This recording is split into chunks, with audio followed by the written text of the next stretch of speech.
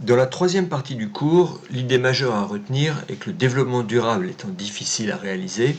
le monde pourrait plutôt s'orienter vers un développement soutenable, en ce sens qu'on arriverait à le supporter malgré ses défauts. Le schéma qu'on voit ici montre les trois éléments que le développement durable cherche à concilier: l'harmonie sociale, le dynamisme économique et le respect de l'environnement. Mais le schéma suivant montre les contradictions que le développement durable a du mal à surmonter. D'un côté, le besoin de compétitivité des entreprises tend à limiter les avantages sociaux et la possibilité de donner des moyens à l'État par l'impôt, ainsi qu'à rejeter les contraintes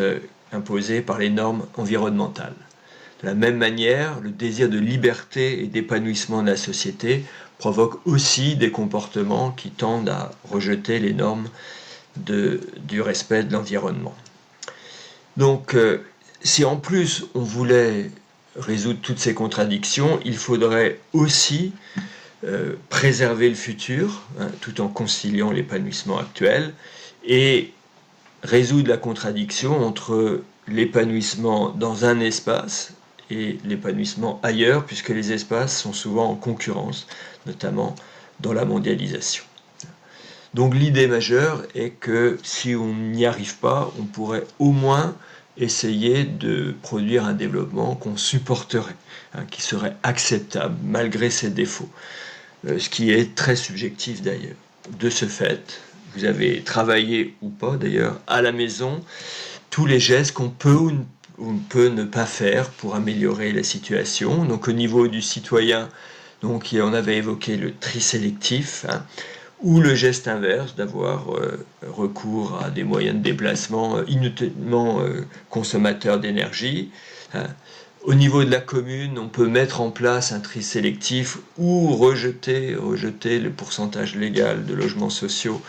pour rester entre soi et ainsi limiter les objectifs d'harmonie sociale. Au niveau de l'État, l'État peut par exemple donner des labels à des pôles pour que l'attractivité soit renforcée, que les investissements se développent et donc que l'économie soit stimulée, et essayer de trouver de la justice fiscale, donc pour développer l'harmonie sociale en améliorant la redistribution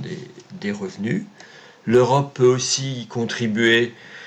ou pas, là aussi, par exemple en essayant de trouver des moratoires sur les OGM,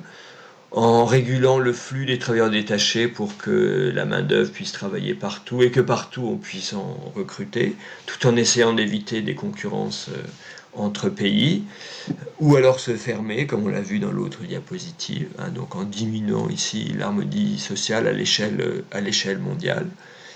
Échelle mondiale où on peut aussi faire progresser le développement durable, par exemple avec l'accord de Paris, où on voit qu'ici beaucoup de pays ont signé ou ratifié, mais dont on sait, comment dire aussi, que le président américain s'est retiré et que les résultats sont malheureusement pas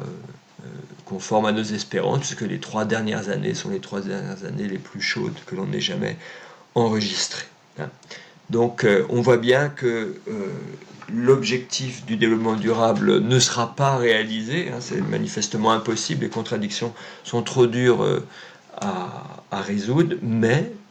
c'est une direction que l'on peut prendre parce que chaque progrès réalisé rend la situation meilleure et donc le développement un peu plus soutenable.